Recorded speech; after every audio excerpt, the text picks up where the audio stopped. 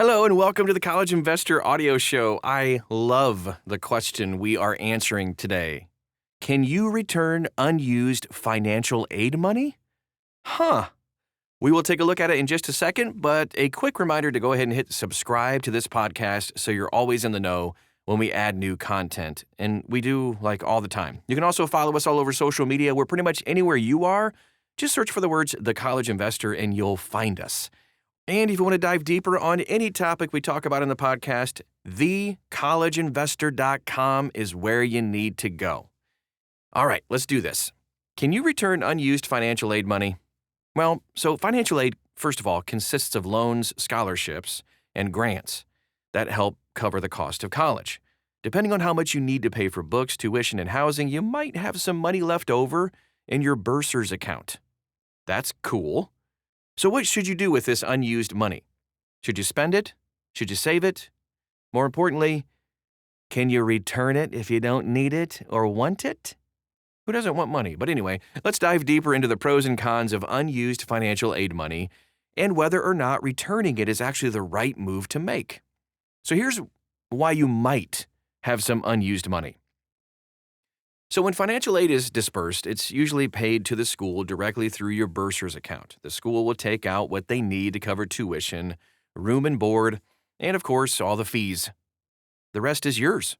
Some students use all the leftover money in their bursar's account to cover books, while others use it to join social groups like Greek life. If you don't want to use your unused financial aid money for college-related expenses, you can cash it out to pay off debt. Ooh! Or you can deposit it into a brokerage account and invest it for future stuff.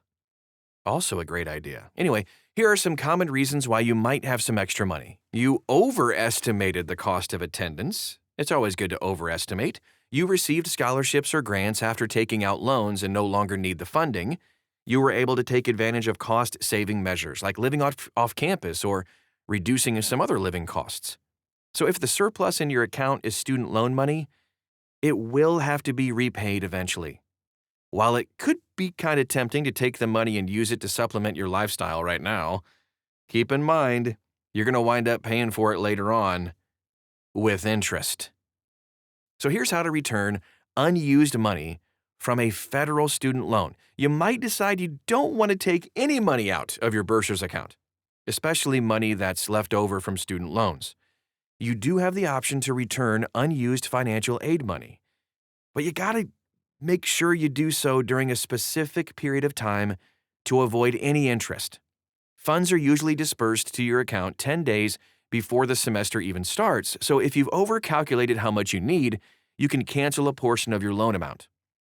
Call your financial aid office immediately to change the amount you need to borrow. This is going to be the easiest option to return all that unused money. If you realize you received too much after your loan has been dispersed, you have up to 30 days to make changes. You can reach out to your financial aid. They know what to do. Let them know you'd like to cancel part of your loan. And then they'll process the request and handle the return on your behalf without adding any interest or even any fees. I know that's hard to imagine. No fees? But after 31 days, your school's financial aid office might not be required to assist you in returning any unused funds, and then you can still do so, though, and avoid interest. You just might need to work with your loan servicer instead. That's just going to take a little bit more time, is all. After 120 days, after the loan has been dispersed to your account, it just can't be canceled. You can take the disbursement and pay off a portion of your loan right away, but if the loan is an unsubsidized student loan, it's just going to accrue interest. If you wait until 120 days, make sure that the entire payment goes to the principal balance of your loan to avoid adding on even more interest later on. So here's how to return unused money from a private student loan. You know, private loans are kind of different from federal student loans. Not kind of, but totally. The ability to return any unused funds can vary, and it's completely based on the bank or your lender, and they may charge additional fees, of course. If your loan hasn't been dispersed yet, you can just call your lender to cancel whatever portion you don't need. And then any loans that are already dispersed can often be returned within that 120-day window. A lot of lenders will waive interest and fees if you complete a return during this time. Thank you, banks. After 120 days following disbursement, you can repay any portion of the loan that you didn't use. I would highly recommend just paying off debt. Please. Like federal loans, private loans are going to accrue interest. Pay them off. The sooner you return any unused money, the lower your interest accrual will be, and the better your future self will feel. Should you use the money, or should you save it? Okay, so while canceling a portion of any unused student loans is absolutely an option, you might have some leftover money in your account that you can't return, like a scholarship or a grant. Congratulations. Should you use it, or should you save it? You might need the money to cover some school stuff. That's totally normal. This includes books, school supplies, rent for off-campus housing, even just money for groceries. But aside from that, you can use leftover money to reach your personal financial goals. This could be funding an emergency fund in a high-yield savings account or paying off high-interest debt. Please do that. In 2024, 85% of students had credit cards with an average balance of $2,060, giving the credit card companies 30% interest. Once you withdraw the money from your account, it is yours to spend, by the way. So if you want to go on a shopping spree or use it to cover a spring break trip, you can, but keep in mind you'll eventually have to pay this back once your student loans enter repayment, and, you guessed it, with interest.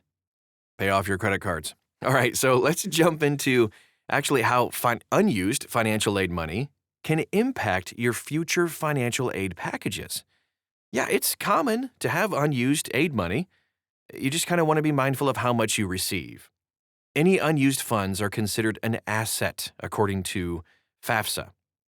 When you reapply for student loans, any unused funds can lower the amount of aid you're eligible for in the future. Yikes. And there are even tax implications. Surplus funding from scholarships and grants may qualify as income. If your reported income is too high, that can definitely affect the amount of financial aid that you're eligible to receive in the future.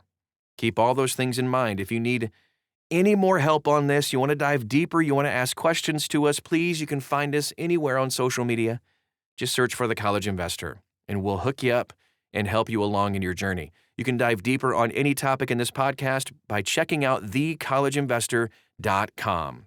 Thank you so much for stopping by today, and we'll talk to you again real soon.